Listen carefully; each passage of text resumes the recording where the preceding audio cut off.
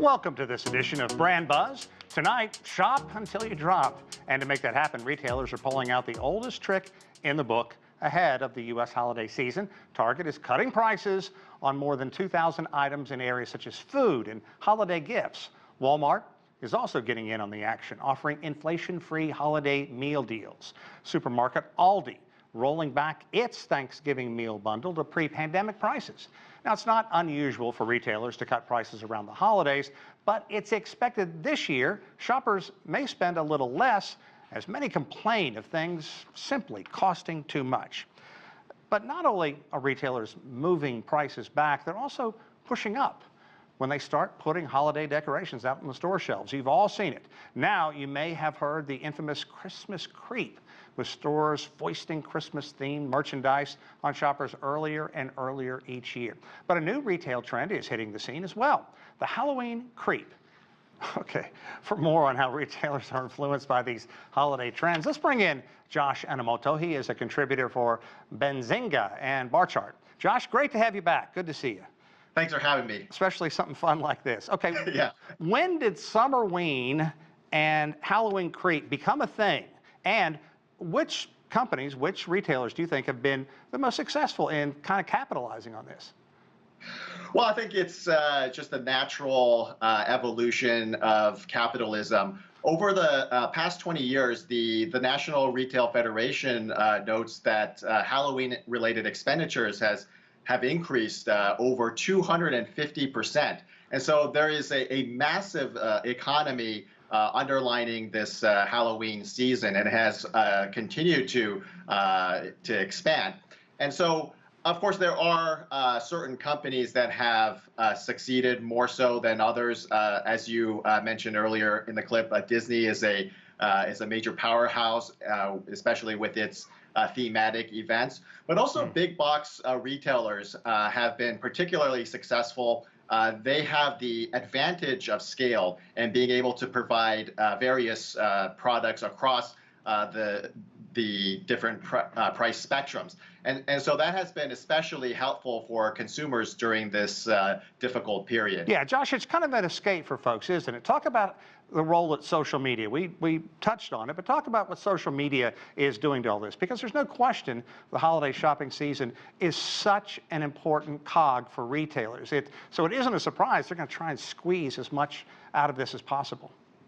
Yes, absolutely. Well, social media is the accelerant. It is the amplification of the holiday season, and especially it's powerful because of the generational dynamic. You have, of course, millennials and Generation Z. They really get their information, whether it's current events or pop culture. Everything comes through the lens of social media, so it really helps to drive that message forward. You know, rightfully so. Shoppers will complain about the price of eggs, the price of meat, the price of bread and everything. But inflation, while it's still on the shoppers, they seem to be able to turn kind of a blind eye to it when it comes to this wacky holiday shopping. What's behind all that? Yeah, I mean, the inflation, you know, people, yeah, there is an unfortunate, dynamic here where, yes, people have, struggled with rising prices. Sure. However,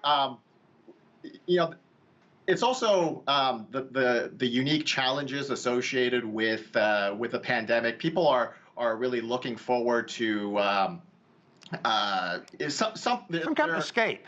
Exactly. There's an escapism element, and so people are prioritizing Halloween spending despite the financial challenges. Okay, Halloween's huge here in the United States. We all know that. This stuff, as we detail, gets out earlier and earlier every year. But Halloween's also kind of made some significant inroads in other nations. Why do you think that is? Yeah, I think it's part of the globalization of American culture and just globalization in general. And with the, as we mentioned earlier about the role of social media, people are able to have a window into into what other people are enjoying in terms of their culture, and so that has naturally spread to other countries. Now, I will say that the economic machinery is not as robust as it is here in the United States, but certainly that sort of the cosplay element of Halloween is being noticed across the world. Okay, so what about advice do you have for stores, companies trying to jump on this bandwagon? If we say Summerween 3 times, just like Beetlejuice, is that going to make it just profitable for everybody? Yeah, so part of it is that because the competition is, when other companies start pushing up their retail cycle forward, that's naturally going to cause a response with other enterprises. Other companies can't afford to lag behind the trend.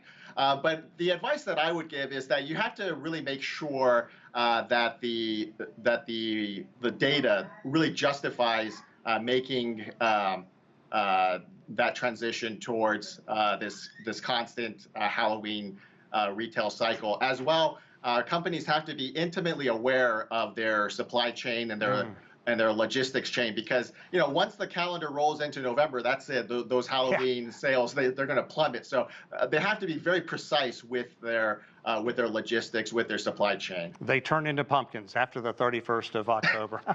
Okay, Exactly. Josh, always a pleasure, my friend. We always throw the tough ones at you. Nice job. Thank you. Thank you.